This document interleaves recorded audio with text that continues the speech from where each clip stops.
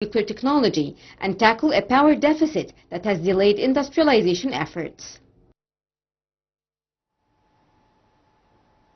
Welcome back, and to shed more light on the significance of the Forum of China-Africa Cooperation, FOCAC, we're delighted to be joined over the phone by Ambassador Gamal Bayoumi, former assistant to the Foreign Minister.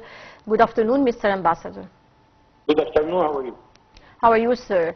Ambassador Bayoumi, how do you weigh the importance of the Forum for China-Africa Cooperation? It is one forum of many, many forums we are attending all the time.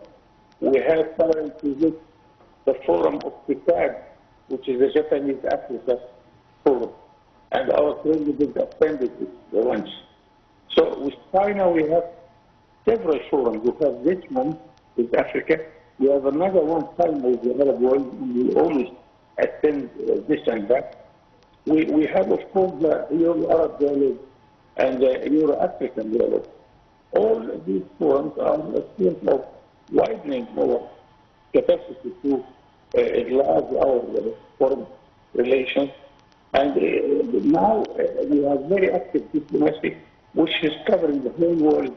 Whenever you have a serious conference, we are there. We are represented either by the president or the prime minister or the minister of commerce. Mr. Ambassador, observers say the FOCAC launched in 2000 took on an enhanced role with regards to Africa-China cooperation. Would you please elaborate? Africa is a big continent with 1,200 billion inhabitants.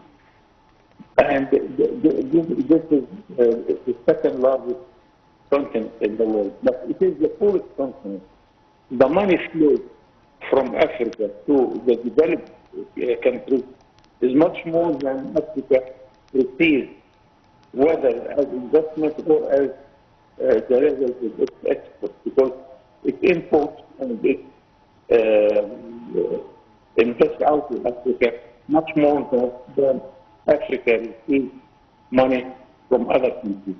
So the idea which our president explained this several times, that we want to have what we call the tripartite cooperation between the donor countries, who are the richest countries in the world, the investors, and Africa, and then the Egyptian experience, and we claim that we have one of the best experience in Africa. We have hundreds of experts, and we have the Egyptian Agency for Development in Africa. We hope that all this combination can make a source of new investment process and investment opportunity for the best of Africa, for the best of the donor countries, and for you. Great. Sir, what economic gains would the Silk Road bring for both Africa and China? China has the privilege of using the raw material of Africa, using the African market in order to export from there. And as you well know, that we have an African free trade area of 51 countries. Africa is well treated in trade from the donors' countries. So if you invest and produce in Africa, it gives you more opportunities. And of course, we combine this with the opportunities in our Suez Canal zone. We invited China, and it already started to invest in our area using the geographical place, which is in the middle everywhere, and also the history of Egypt and its relations with many countries and regional organizations. Sir, how do you see China's refraining from providing debt relief sought by many African countries at the forum? China is unique in its attitude because they are very clever. They do not invest on mammoth projects.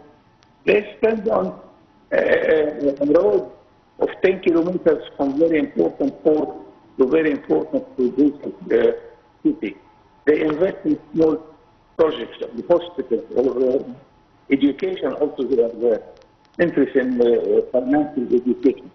So China is spreading, and they know the small, the very tiny projects, which is their specialty.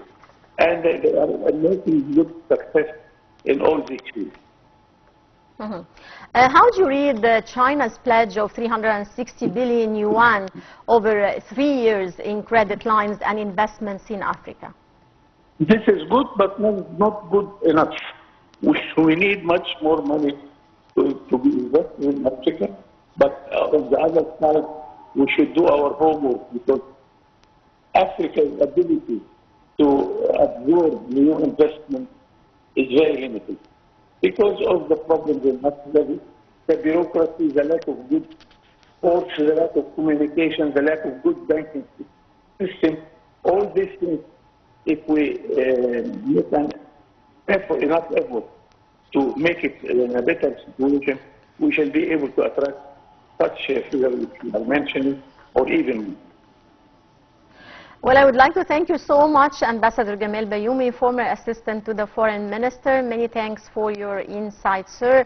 And dear viewers, now we go to a short break and we'll be right back.